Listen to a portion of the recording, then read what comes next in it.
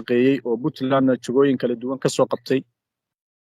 kana mid ah haldoorka reer Puntland iyo guud ahaan Soomaaliyeed barnaamij barnaamijda dimuqraadiyiinta Puntland ku soo dhow aan kaga mahadcelinayaa fursad aad qaali u ah shaqooyinka aad hayso bulshada reer Puntland dhammaan ummadda Soomaaliyeedna waxaan u maleynayaa dadkoo dhan waa wada arkeen runtii aad baan ugu wada dirsanaa uguna faraxnaa qoraal muuqaal bulshada u baahan mar ka warramayso horumarka iyo wanaagga ilaali oo ummadda maanta waa mahadsantahay xuseen su-aasha ugu horreysa aan rabo inaan ku weydiiyo waa aragtidaada ku aadan dimuqraadiyiinta Puntland dimuqraadiyiinta Puntland waa wax loo baahan yahay waa ka soo baxday waqti hore isku day waa jiray laakiin in la isku dayo oo aan laga daalin la isku dayo oo maskaxdaas oo madaxweynaha maanta uu u istaagay inuu isagu dayo inuu hirgeliyo ilmooyinka qaarkood tijaabo inta dhimanna uu rabo inuu qaro wax ugu cusub dadku inay bartaan la wacyigeliyo baan anigu ku talin lahaa oo wax aad u wanaagsan oo wax looga bixi karo ilaa ku yahay 66 xildhibaan oo baarlamaanka ku jira oo sida la rabo laga yeelay oo sida lagu soo xoray ilaahay shacabka inta loo celiyo oo shacabku iyagu ay doortaan hoggaanka cidda ay rabaan iyo maamulkooda iyo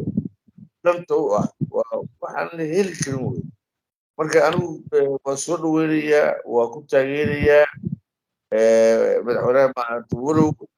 anigu jeclaa waqti hore inuu bilaabo laakiin maynamana bilaabay in lala shaqeeyo oo lasoo dhaweeyo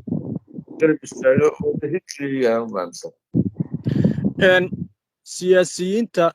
ka soo jeeda Puntland barnaamijkan siyaasadaynaya ayagoon xeerinayn danta ummadda fariinta u diri lahayd maxay tahay siyaasiyiintu anigu waa la socdaa bulshada iyo akhbaaraha inta waa dhegeystaa oo waa la socdaa siyaasiyiintu ismaaha qaar waa qaar isku dayey waa i hurgeli weynay oo uu ka mid yahay madaxweynihii hore madaxweyne maanfurka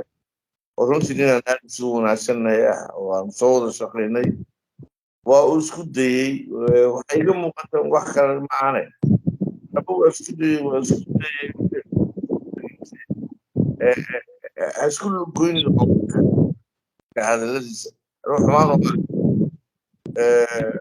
siyaasiyiin kale waxaa jira aan rabinba in hore loo socdo isbedel ba aan rabinba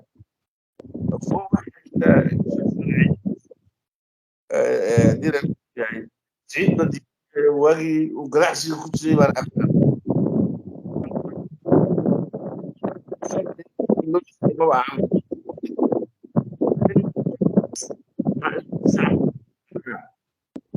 waxyaabahaas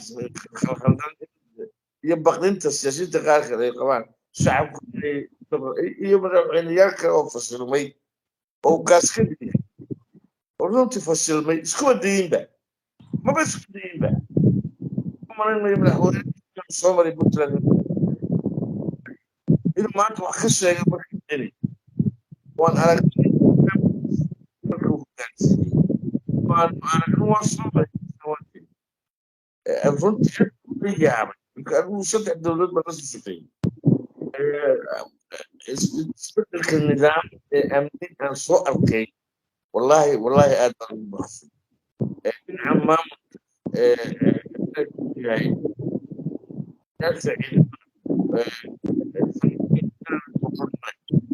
إنه سووا شقيتي بالنسبة شقيت قبل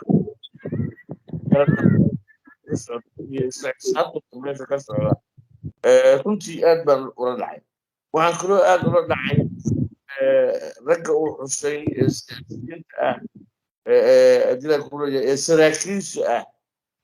khibradda fara badan leh ee uu xusay oo u xusay inay la taliyaan sida jenaraal morgan oo kale sida adilaa kuleeya jenaraal cabdishukri oo kaleeto inay maaragtay garba istaagaan oo toosiyaan ila madaxweynuhu wixii aanu kala ayn weeye marka muddu fooranaya hadda ilaahay noo dhaliyey muddu fooranaya muddaanu ka sugano qoranayaa marka runtii aad baan ugu soo dhaweynayaa hawsha uu wado siyaasiyiintan baqaysana anigu hadee dadkii baqayo ka war dhowr casbaso haddii ilaahay kuu leeyahay kay xumaanta shaksiga ku jirto meel lagu gaari maysa inaad iska aamusta shacabka iyo xukuumadda ugu dambayntii taladaa u diraysid maxay shacabka waxaan aan u dirayaa in barnaamijkan hadda madaxweynuhu uu wado yahay shacabka loo celinayo matalaada dowladda inay soo dhoweeyaan inay kusoo dhoweeyaan inay soo baxaan inay codeeyaan inay xisbiyada kuiraan inay haddii ku leeyahay iyagu ay yihiin dowladda dhabta ah inay iyagu ay yihiin inay iyagu bedeli karaan siyaasadda xukuumadda in la rabo inay iyagu la xisaabtamaan codkooda kula xisaabtamaan ay yidhaahdaan waxaa ma rabno yihiin oo isbitaal male oo waxba malsee codkayga u siiya xisbiga noocaas kee wax qabanayo codkayga siiya haddii ay ku leeyahay waa nidaam aad iyo aad u qiimo badan waxaan kula talinayaa oo ay ka maarata garab istaagaan barnaamijkan madaxweynuhu hadda inoo keenay oo ay ku dhiiradaan inay ka hor yimaadaan cidda hor istaagaysa codkooda inay dhiibtaan ama haddii ay ku ay xusaan ay rabaan nidaamkii hore waa fashil laguma soco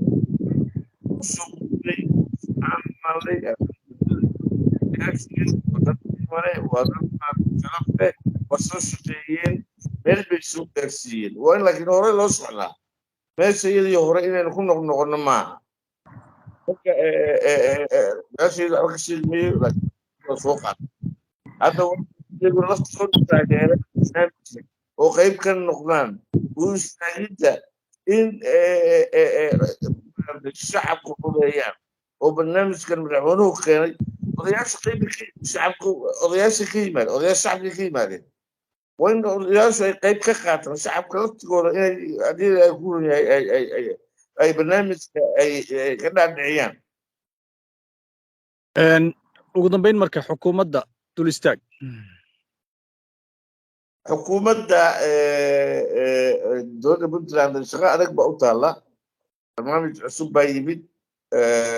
horta wasiirkan hadda loo magacaabay arrimaha gudaha aad baan ugu hambalyeynaya waa ninkii ugu habboonaa waktigii ugu habboonaana waa la magacaabay juxa wasaaradda shaqo badan baa u taalla intii madaxweyne sayid cabdullaahi deni uu yimidna dhammaan dadku xulanayey weliba hadda dadku xushay dad wada dhalinyaro ah wada aqoon-yahana oo did ay ku leeyahay wada mutacalimiina wada jaamiciyiina oo wada fresh ah maskax gabowde aan wadane maskaxooda fresh oo wata oo aan humo inay la janqaadi karnaa barnaamijkan cusub lagna waa rag hore oo waxay ku leeyihiin kun sagaal boqol iyo lixdankii xildhibaan baan waxaan ka halkaa ku leeyahay weliba koo taagan xildhibaan buu rabaa laakiin wiilkan jaamacadda ka soo baxay oo puntland ku barbaaray sharafaada wax ku soo bartay oo aqoon leh oo shahaado leh oo maarata loo baahan yahay oo puntland ay u baahan tahay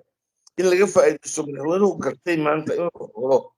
oo u dhiibo taladii dalka oo aad u badan waxaa loo baahan yahay fursadaas xukuumaddu inay ka faa'iidaystaan